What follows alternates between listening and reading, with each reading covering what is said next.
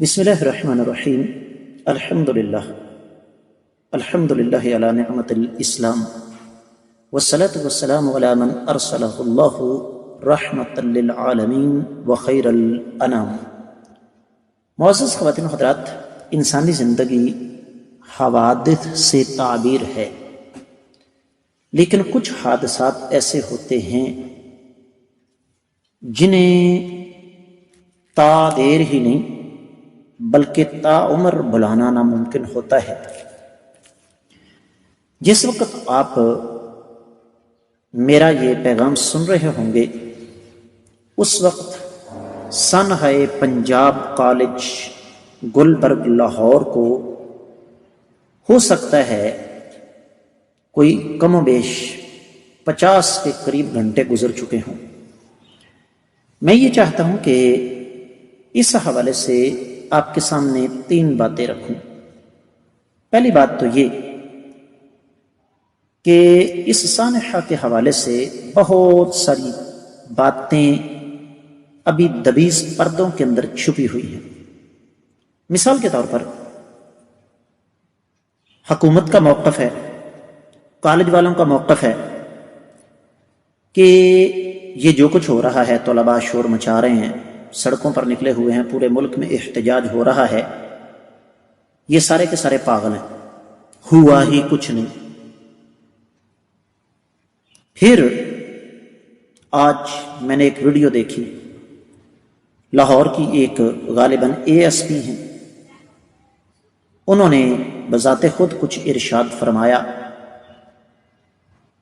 اور ساتھ ہی ایک آدمی جو کہ ماسک میں تھا، جسے لڑکی کے والد کے طور پر پیش کیا گیا، پتہ نہیں وہ تھا بھی کہ نہیں، اس کا بیان تھا کہ ہماری بیٹی کا سیڑھیوں پر سے پاؤں پھسلا۔ تو یہاں پھر ایک سوال آ جاتا ہے، سیڑھیوں پر پاؤں پھسلنے کے بعد کوئی ICU میں چلا جاتا ہے؟ میڈیکل رپورٹ کہاں ہے؟ پھر حکومت کے اپنے بیانات بدلتے رہے۔ مثلا سوشل میڈیا پر باقاعدہ ویڈیو موجود ہے، ایک پولیس آفیسر لڑکوں سے کہہ رہا ہے کہ یہاں سے چلے جاؤ، یہ نہ ہو کہ یہاں ایک اور ریپ ہو جائے۔ اب ان کا یہ فرمانا کہ ایک اور ریپ ہو جائے، اس کا مطلب یہ ہوا کہ دال میں کچھ کالا تو ہے۔ پھر پنجاب کے وزیر تعلیم ارشاد فرما رہے ہیں کہ پنجاب کالج کی رجسٹریشن منسوخ کر دی گئی ہے۔ کیوں جی؟ وجہ؟ اور پھر مجھے اسی مناسبت سے قصور کی وہ بچی یاد آ رہی ہے جس کے ساتھ درندگی ہوئی تھی، اور اس وقت کے ایک وزیر جو کہ آج کل بھی وزیر کے عہدے پر فائز ہیں، ان کو پتہ نہیں تھا کیمرہ آن ہے، باقاعدہ سوشل میڈیا پر ویڈیو موجود ہے، لڑکی کے والد سے کہہ رہے تھے پنجابی زبان میں کہ آپ نے فلاں فلاں بات کرنی ہے، فلاں فلاں بات نہیں کرنی۔ یہاں بھی کوئی اسی قسم کی صورتحال ہے۔ پھر آپ یہ دیکھیں کہ پولیس کا جو رویہ ہے وہ بھی بذات خود ایک سوالیہ نشان ہے۔ پولیس نہتے طلباء و طالبات پر ڈنڈے برسا رہی ہے، اور میری معلومات کے مطابق ایک طالب علم زخموں کی تاب نہ لاتے ہوئے جاں بحق بھی ہو چکا ہے۔ اب یہاں پر ایک اور سوال آ جاتا ہے کہ پولیس اہلکاروں کو، وہ جو خاتون ASP ہیں ماشاء اللہ تبارک اللہ سبحان اللہ، ان کو اینکر بننے کی ضرورت کیوں پیش آئی؟ پاکستان کا سارا الیکٹرانک میڈیا اس سانحے پر مکمل خاموش کیوں ہے؟ بچی ICU میں فوت ہو چکی ہے، اس کی پوسٹ مارٹم رپورٹ کہاں ہے؟ کیا عوام کل انعام یعنی جانور ہیں یا یتیم؟ ریاست تو ماں کی طرح ہوتی ہے، تو ریاست کہاں ہے؟ یہ وہ سارے کے سارے سوالات ہیں جن کے جوابات اگر ہم تلاش کرنے کی کوشش کریں تو ہمیں کچھ بھی نہیں ملے گا، سوائے اس کے کہ یقیناً معاملہ کہیں گڑبڑ ضرور ہے۔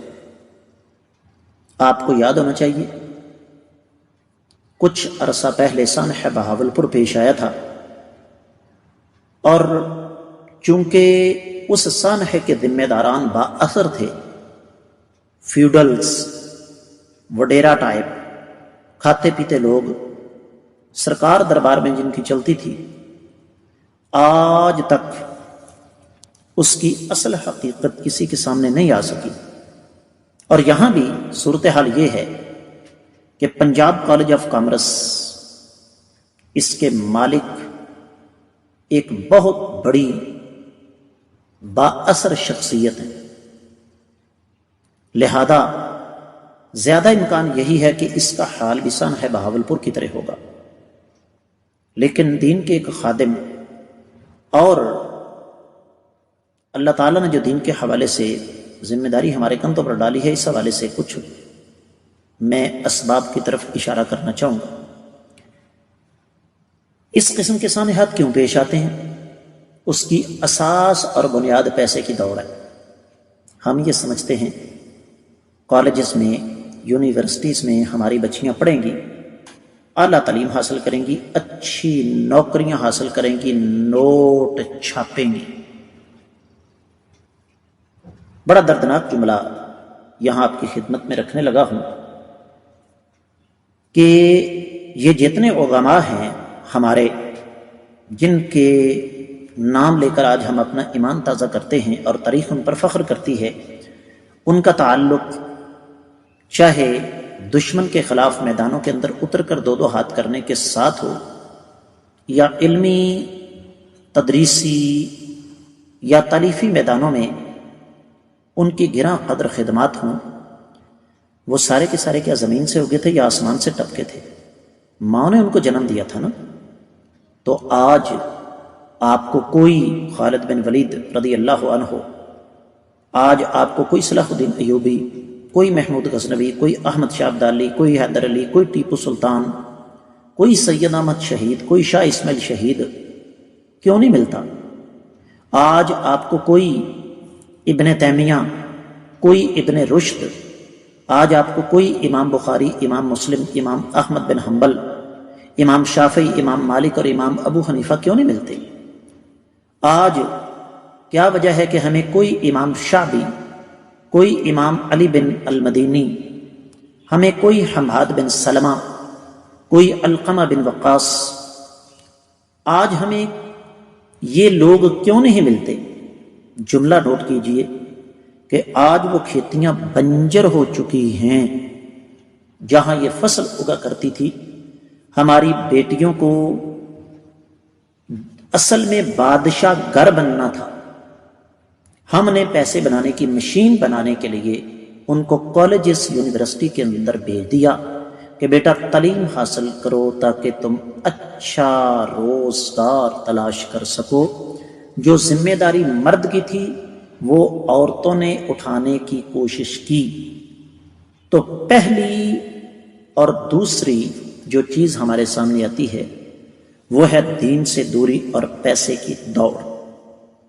تیسری چیز آ جاتی ہے ترقی۔ یہ ترقی نہیں ہے۔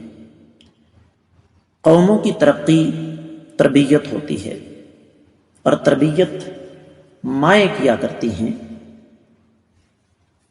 آپ انسان تو انسان، جانوروں کو دیکھ لیں، بچوں کی تربیت کرنا یہ مادہ کا کام ہے، یہ ماں کا کام ہے۔ آپ غور سے دیکھیں، آپ کو کبھی بھی بلی کے بچے کسی بلے کے پیچھے نہیں ملیں گے، آپ کو کبھی بھی کوئی بچھڑا کسی بیل کے ساتھ چلتا پھرتا نظر نہیں آئے گا۔ یہ ساری کی ساری تربیت انسان تو انسان، جانوروں کی بھی مائیں کرتی ہیں۔ ہم ترقی کی دوڑ میں اتنا آگے نکل گئے کہ ہم نے ماؤں کو ان کی اصل ذمہ داریاں ہی بھلا دیں۔ چوتھا سبب، اولاد پر اندھا اعتماد۔ یاد رکھیے، بچے موم کی مورت ہوتے ہیں، اور بیٹیوں کے بارے میں تو خصوصی طور پر احتیاط کرنی چاہیے۔ بیٹیاں تو سب کی مشترکہ ہوتی ہیں۔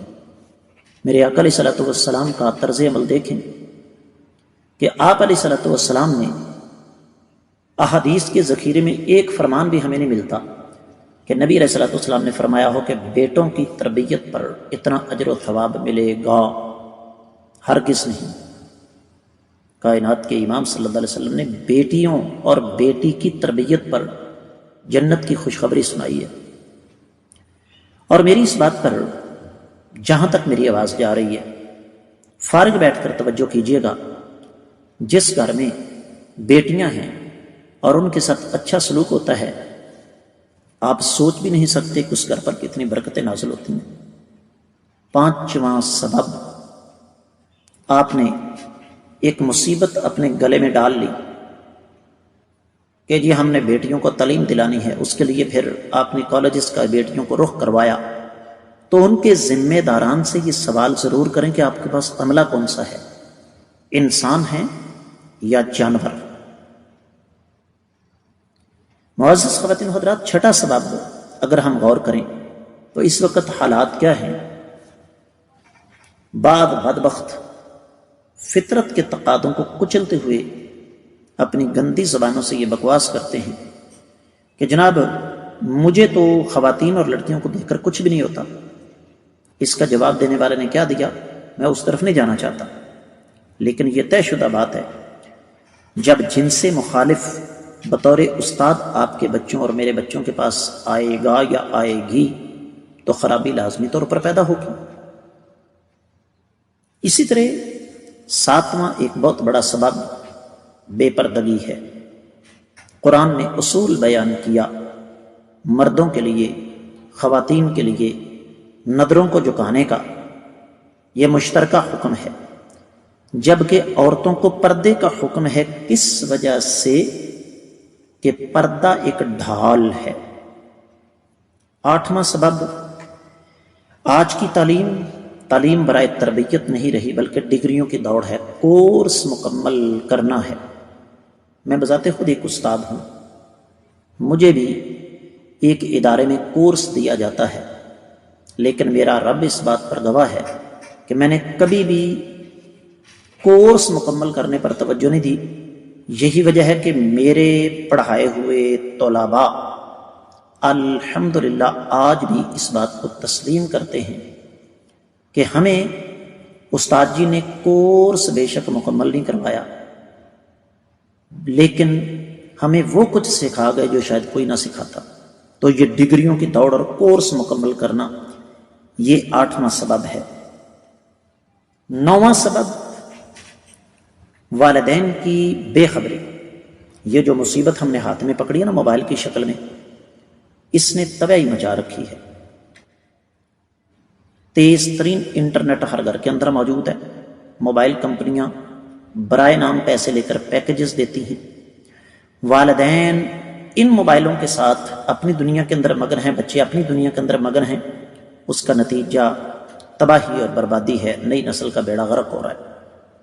10واں سبب، ایک دور تھا، بلکہ اسلام کا یہ حکم ہے، کائنات کے امام صلی اللہ علیہ وسلم کا کیا فرمان ہے، لو کانت فاطمہ بنت محمد صلی اللہ علیہ وسلم سرقت لقطعت یدہا، اگر میری سگی بیٹی فاطمہ بھی چوری کرتی تو میں اس کا بھی ہاتھ کاٹ دیتا۔ یہ جو اثر و رسوخ ہے ہمارا، پیسے کا دباؤ، سیاسی سطح پر دباؤ، اس کے نتیجے میں آدھے سے زیادہ اس قسم کے معاملات تو سامنے آتے ہی نہیں، اور جو آتے ہیں ان کو دبا دیا جاتا ہے۔ معزز خواتین و حضرات، 11واں سبب لبرل طبقے کی سازشیں ہیں۔ یہ جو لادین قوتیں ہیں جن کا اصل مقصد ہی دین دشمنی ہے، اور یہ جو خاص طور پر لبرلز آنٹیاں ہیں، ذرا ان کی اپنی گھریلو زندگی جا کر دیکھ لیں، آپ کو گھن آنے لگے گی، اور چلی ہیں یہ ہمارے بچوں کو سکھانے۔ تو ان کے خوشنما اور خوبصورت نعروں کے چکر میں آ کے، ان کی سازشوں کا شکار ہو کر ہماری نئی نسل کا بیڑا غرق ہو رہا ہے، اور اس قسم کے حادثات پیش آ رہے ہیں۔ یہی وجہ ہے کہ کم و بیش 50 گھنٹے گزرنے کے باوجود اب تک ان آنٹیوں کی طرف سے ایک لفظ بھی نہیں آیا، کیونکہ یہ لوگ ان معاملات میں گونگے اور بہرے ہو جاتے ہیں۔ 12واں سبب خاندانی نظام کا بیڑا غرق ہونا۔ آپ کہیں گے جی وہ کیسے؟ یاد رکھیے، اولاد کی تعلیم و تربیت اور اصلاح میں میاں بیوی کی بے مثال ذہنی ہم آہنگی، مینٹل کمبینیشن، یہ بہت ضروری ہے، جو کہ آج ہمیں نظر نہیں آتا۔ اور بھی بہت سارے اسباب ہیں، لیکن بات ذرا مختصر کرتا ہوں، حل کی طرف آتے ہیں۔ سب سے پہلا حل، ہمیں اپنے بچوں کو ڈاکٹر، انجینئر، پروفیسر، صحافی، پائلٹ، وکیل، چارٹرڈ اکاؤنٹنٹ، کمیشنڈ آفیسر وغیرہ وغیرہ بعد میں بنانا ہے، سب سے پہلے مسلمان بنانا ہے۔ میں اس حوالے سے سعودیہ کے نظام تعلیم کا تذکرہ ضرور کرنا چاہوں گا، جہاں آج بھی میٹرک تک 70% سے زیادہ اسلامی مضامین ہیں، جس کا نتیجہ یہ ہے کہ وہاں کا میٹرک کیا ہوا بچہ جمعہ پڑھا سکتا ہے، درس دے سکتا ہے، عید پڑھا سکتا ہے، جنازہ پڑھا سکتا ہے، جماعت کروا سکتا ہے۔ دوسرا سبب، مادی سوچ سے نجات پائیں۔ جب ہم مادی سوچ سے نجات حاصل کر کے یہ سمجھیں گے کہ رازق اللہ تعالی ہے، تو پھر تیسرا حل ہمارے سامنے آئے گا، اور وہ ہے تعلیم کی جگہ تربیت۔ یاد رکھیے، ایک بار پھر عرض کرتا ہوں، بیٹیاں سب کی مشترکہ ہوتی ہیں، عزت سب کی سانجھی ہوتی ہے۔ اگرچہ تربیت کی ضرورت بیٹوں کو بھی ہے، لیکن میں یہ سمجھتا ہوں کہ بیٹیوں کو بیٹوں کی نسبت کئی گنا زیادہ تربیت کی ضرورت ہے۔ ہمارے دیہاتی کلچر میں یہ بات کہی جاتی ہے کہ بیٹیوں کو کھلا کھانے پینے کو دیں، ان کی سہولیات کا کھلا خیال رکھیں، لیکن تربیت پر کسی قسم کی مفاہمت یا کسی قسم کی مداہنت، جسے کمپرومائز کہتے ہیں، وہ ہرگز نہ کریں۔ اور چوتھا حل، اپنے بچوں کی کڑی نگرانی کریں۔ بچی یا بچہ کب کالج جاتے ہیں، کب آتے ہیں، ٹیوشن کے بہانے وہ کہاں جا رہے ہیں، 24 گھنٹوں میں کس وقت وہ کیا کر رہے ہیں۔ اگر تھوڑی بہت تاخیر ہو جائے تو میں ذاتی بات کروں گا، میری تو جان پر بن آتی ہے۔ اسی طریقے سے جو پانچواں حل ہے وہ ہے دینی تربیت، تعلیم و تربیت کی طرف خصوصی توجہ۔ آج کیا وجہ ہے کہ ڈاکٹر ذاکر نائک حافظہ اللہ جیسی شخصیات کو آ کر یہ کہنا پڑ رہا ہے کہ میں پاکستان کے ہر بڑے شہر میں اسلامک یونیورسٹیز بناؤں گا؟ ہم مر گئے ہیں کیا؟ ہمارے پاس یہ صلاحیت موجود نہیں؟ اسی طرح جو چھٹا سبب ہے وہ ہے محاسبہ۔ اپنے بچوں کا محاسبہ کریں، فلاں وقت آپ کہاں تھے؟ موبائل بھی چیک کیا جا سکتا ہے۔ یاد رکھیے، بیٹی یا بیٹے کی شادی سے پہلے کوئی پرائیویسی نہیں ہوتی، بیٹی ہو یا بیٹا، پرائیویسی کا سلسلہ شادی کے بعد شروع ہوتا ہے۔ اسی طرح ایک ساتواں سبب بھی ہے، اور وہ یہ کہ اگر آپ یہ چاہتے ہیں کہ ہر حال میں ہم نے دنیاوی تعلیم دلانی ہے، تو دنیا ایک گلوبل ولیج بن چکی ہے۔ ہم مولویوں کو تو ویسے بیکورڈ کہا جاتا ہے نا، لیکن آج ایک مولوی آپ سے ہی کہہ رہا ہے کہ اپنی بیٹیوں کو خاص طور پر گھر بیٹھے آن لائن تعلیم کا سلسلہ شروع کروائیں، تاکہ وہ بیٹیاں گھر بیٹھ کر دین کی خدمت کر سکیں، گھر بیٹھ کر اپنی تربیت اور اصلاح کر سکیں۔ یہ چکر ہی نہ ہو کہ بیٹی کالج گئی ہوئی ہے اور والدین کی جناب سانسیں اوپر کی اوپر اور نیچے کے نیچے، ابھی تک گھر نہیں پہنچی، گھنٹہ گزر گیا، 2 گھنٹے گزر گئے، 3 گھنٹے گزر گئے۔ اور آخری بات یہ عرض کروں گا کہ خدا تجھے کسی طوفان سے آشنا کر دے کہ تیرے بحر کی موجوں میں اضطراب نہیں۔ ہم کب تک اپنی بیٹیوں کی عزتوں کی دھجیاں اڑتے ہوئے اپنی آنکھوں سے دیکھتے رہیں گے، اور کب تک ان کی لاشیں اٹھاتے رہیں گے؟ یقین جانیے، جب سے یہ خبر سنی ہے، میرے دن کا سکون اور رات کی نیند حرام ہو چکی ہے، اس لیے کہ میں بھی بیٹیوں کا باپ ہوں۔ جہاں تک میری آواز جا رہی ہے، آپ بھی بیٹیوں کے باپ اور بہنوں کے بھائی ہوں گے۔ ان سانحات کا ہم کب تک بوجھ اٹھاتے رہیں گے؟ خصوصی طور پر ضرورت ہے ہم سب کو توجہ کرنے کی۔ اللہ سے ڈر جائیں، اللہ سے ڈر جائیں، اللہ سے ڈر جائیں، اور ان معاملات کو زیادہ سے زیادہ سنجیدگی سے لینے کی کوشش کریں۔ اللہ تعالیٰ سب کی عزتوں کی حفاظت فرمائے۔ اس کے ساتھ ہی اجازت چاہوں گا۔ السلام علیکم ورحمۃ اللہ وبرکاتہ۔